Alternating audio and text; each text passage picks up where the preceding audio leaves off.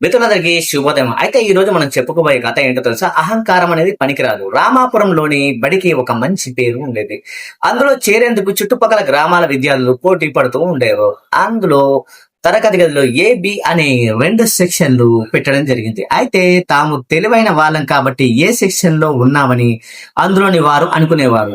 తాము వాళ్ళకంటే బడిలో ఆలస్యంగా చేరడం వల్లే బి సెక్షన్ లో ఉన్నామని తప్పితే ప్రతిభ ఆధారంగా కాదని క్లాస్ లోని వాళ్ళు అనుకునేవాళ్ళు. ఆ ఏడాది స్కూల్లో వార్షికోత్సవం సందర్భంగా విద్యార్థులకు ఆటల పోటీలు నిర్వహించాలని యాజమాన్యం నిర్ణయించింది. అదే విషయాన్ని ఉపాధ్యాయులు అన్ని తరగతి గదుల్లో చెప్పడం జరిగింది.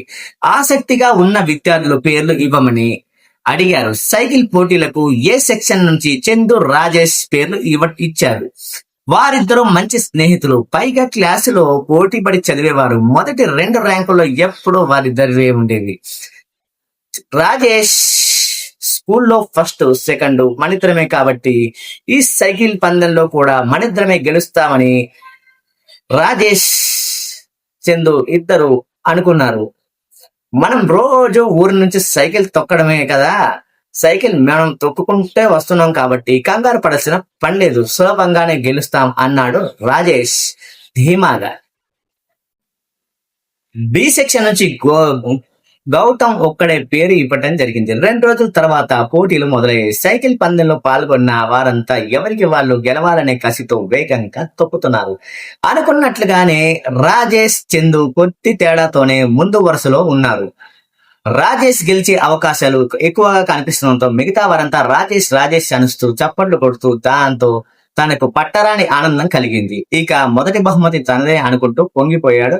ఆ ఆనందంలో సైకిల్ హ్యాండిల్ ను వదిలేసి విజయం నాదే అన్నట్లుగా గర్వంగా 2 చేతులు పైకెత్తి దూసుకెళ్లాడు రాజేష్. కొద్ది క్షణాల్లోనే గమ్యం చేరుకుంటానని అనుకుంటుండగా పట్టు కోల్పోయి కింద పడిపోయాడు రాజేష్. సైకిల్ మరో పక్కకు పడిపోయింది. వెనక వేగంగా వస్తున్న చందు కింద పడి ఉన్న సైకిల్ ను తట్టుకోలేక తను కింద పడిపోయాడు. దాంతో వాళ్ళిద్దరికంటే వెనక వస్తున్న బి సెక్షన్ లో ఉండే గౌతమ్ గమ్యాన్ని చేరుకొని విజేతగా నిలిచారు. అతి నమ్మకం, అహంకారం మనల్ని ఓటమిపాలు చేస్తుంది. చెయ్యడమే కాదు, కొన్నిసార్లు ప్రమాదంలోనూ పడేస్తాయని చందు, రాజేష్ కి ఇద్దరికి అప్పుడు అర్థమైంది. ఈ కథలో నీతి ఏంటో తెలుసా? రూల్స్ అనేది కరెక్ట్ గా ఫాలో అవ్వాలి. రూల్స్ ఫాలో కాకపోవడం వల్ల చూసారా ఏం జరిగిందో? గెలిచానని ఒక చిన్న గర్వం, అహంకారం తలకెక్కినప్పుడే ఆ సైకిల్ అనేది పల్టీ కొట్టి కింద పడిపోవడం జరిగింది. అప్పుడే వాళ్ళిద్దరి ఓటమి మొదలైంది. అందుకే ఎప్పుడు అహంకారం అనేది పనికిరాదు.